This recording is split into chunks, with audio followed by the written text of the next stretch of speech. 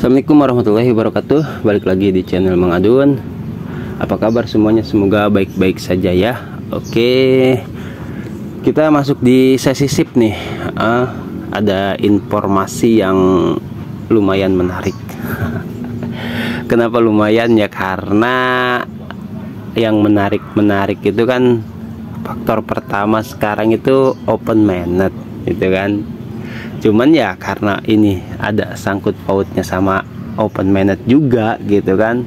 Ya walaupun bukan open mainnetnya gitu, tapi ya anggaplah ini sebuah perkembangan ya. Seperti yang pernah gua katakan sebelumnya, itu Certik tuh bakal apa ya, ada lah informasi selanjutnya tentang Certik, dan ternyata bener tuh. Baru banget ini hari ini ya, itu bahwasanya Pinyus langsung nge-retweet itu kan, atau membagikan tweetan dari Certik itu sendiri yang katanya Pi belum meluncurkan mainnet sumber terbuka dan perusahaan Certik tidak dapat 100% berhasil mengaudit jaringan Pi.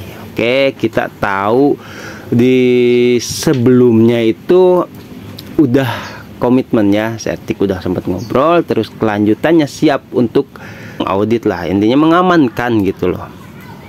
Nah, ini dikatakan tidak dapat 100% berhasil mengaudit jaringan Pi. Berarti karena emang Certik juga nunggu open mainnet gitu kan. Tapi kalau menurut gue pribadi nih gitu, ketika tandanya nih ya, ini bisa jadi sebuah petunjuk atau clue ya.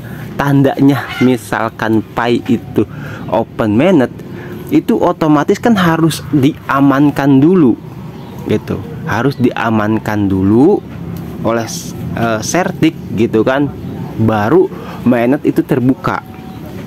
Karena apa? Karena mustahil kalau misalkan mainnet sudah terbuka tapi jaringan masih kacau atau belum aman ya.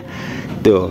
Nah, ini salah satu apa namanya ya, menarik lah kalau kata gua pemberitaan ini, karena dibahasnya itu menjurus ke open mainnet, itu intinya ya. Mudah-mudahan harapan kita semua ya, bener-bener Certik itu akan menjadikan sistemnya sebagai pengamanan untuk Pi Network ya. Itu karena Certik itu sendiri kan pengamanan yang bisa dikatakan kelas atas itu, dan dipercaya lah. Oke, jadi untuk kayak blockchain, pokoknya keamanan tuh bener-bener teruji, dan semoga tidak ada kejahatan lagi nantinya. Itu yang penting gitu. Nah, kita coba masuk ke yang dikatakan Certik itu sendiri ya. Certik itu cuma mengatakan lihat top 10 katanya ya, proyek yang paling banyak dipilih minggu ini di Certik. Oke, proyek mana yang ingin Anda lihat mendapatkan audit Certik? Vote favoritmu sekarang. Oke, di sini 10 besar ya, udah terdaftar, dan Pi Network ada di urutan yang ketiga. Itu ya, ada di urutan yang ketiga. Kenapa tidak yang pertama? Nah, itu sama bakal gua bahas juga, karena bisa dikatakan seperti ini. Pi Network kan belum ketahuan open mainnetnya, ya kan? Itu satu. Kenapa mungkin Certik menempatkannya di urutan ketiga, padahal sudah jelas diketahui komunitasnya itu sangat besar ya. Dan bahkan yang apa itu Baby BN3, terus Jakumi V, baru tahu sekarang gua. Karena apa ya, nggak seviral Pi Network gitu kan, di mana-mana di 230 negara semua menyuarakan gitu. Cuman kenapa Jakumi V itu ada di peringkat pertama? Itu apakah itu pertanda Jakumi V lebih besar dari Pi Network dan Baby BN3 gitu kan? Kalau menurut gua sih itu bukan soal besar dan tidaknya ya, atau komunitasnya gitu. Ini lebih ke kesiapan. Kalau menurut gue seperti itu. Mungkin ya, Jakumi V ini kesiapannya untuk launching atau open mainnet, nah, dia tuh udah tinggal finishing lah kalau bahasa penyelesaian itu ya. Udah siap bener-bener dan diikuti sama Baby BN Tiger gitu. Pi Network ada di posisi yang ketiga, yang seharusnya kalau ngelihat ke komunitas itu ada di posisi pertama dong, ya kan? Cuma mungkin karena Pi Network ini open mainnet-nya kan belum bisa dipastikan tanggalnya gitu ya. Jadi kalau misalkan tank, itu udah pasti teratas kalau kata gue sih. Oke, ini bukan mengada-ngada ya, real gitu. Dan ini yang menyampaikan Certik. Oke, yang jelas Pi Network udah masuk di Certik gitu, daftar urutan ya. Kita lanjut ke informasi selanjutnya itu, ini dia dari di share, pokoknya lagi rame di Twitter ya. Hampir akun-akun besar itu ikut nge-share inilah ya berita ini gitu. Bahwasanya Certik itu atau Pi Network ada di posisi ketiga gitu. Nah terus bagi yang kemarin sama gue juga ngalamin bahwasanya mengapa Twitter tidak bisa diterjemahkan ini dari Rongtrang ya ke dalam bahasa Twitter atau ke bahasa kita Indonesia, misalkan dari Inggris atau dari Vietnam gitu kan. Twitter sedang dalam pemeliharaan dari web 2 ke web 3 guys katanya. Itu akan memakan waktu dari 3 hari menjadi 1 minggu. Nah ketika gue ngebaca ini ya, yang benar saja gitu kan, karena kan emang kita tahu Twitter masih web 2 gitu. Nah mau masuk ke web 3 katanya itu memakan waktu 1 minggu. Ada yang komentar di dalamnya, sempat gue baca, sebenarnya siapa Anda katanya gitu. Karena Rongtrang ini kan kita tahu seperti lebih banyak tahu hal-hal ya perkembangan koin digital terus teknologi gitu. Dan sempat gua bahas sampai buka di profilnya juga gitu.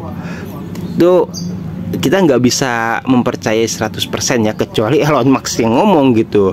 Ya cuman mudah-mudahan jadi Twitter bisa lebih canggih lagi. Jadi kalau misalkan ada yang gabung di Twitter dan tidak bisa diterjemahkan, kalau punya gue udah bisa diterjemahkan ya gitu. Nah ini katanya memakan waktu 1 minggu. Coba kalau misalkan ada yang mengalami, ini contohnya yang kemarin gue sampai nerjemahin di Google Translate ya. Karena apa? Karena ya memang waktu sebelum beliau memposting ini itu memang nggak bisa diterjemahkan secara otomatis di situ. Ini informasi yang selanjutnya dari Crypto Public ya. Katanya nih pendukung Good Morning Flower GCP dan pendukung nilai apapun gitu ya, segera katanya, apa yang akan terjadi jika Elon Musk menggunakan metode yang sama dalam postingan konten di Twitter seperti yang ada di forum Parset. Pi Network menggunakan token per postingan dan saluran. Terus seberapa kaya Elon Musk nantinya? Siapa orang terkaya dunia saat ini? Wah, ini ngeri kalau misalkan kita tahu Parset itu web 3 gitu kan. Nah kalau misalkan ini benar terjadi yang dikatakan Rongtrang gitu, aduh repot kalau misalkan Elon Musk itu harus benar-benar menerapkan sistem Parset itu atau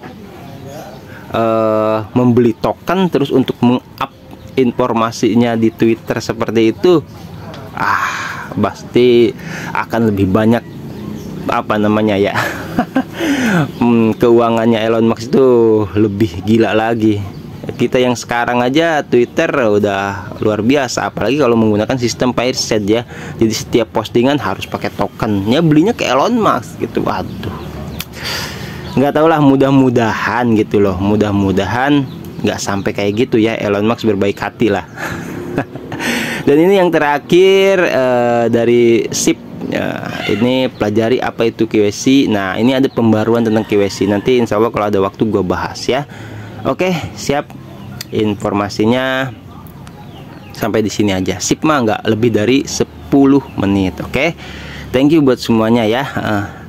Nanti dilanjut lagi. Gue pengen ada sebuah informasi yang sangat menarik untuk dibahas nanti ya.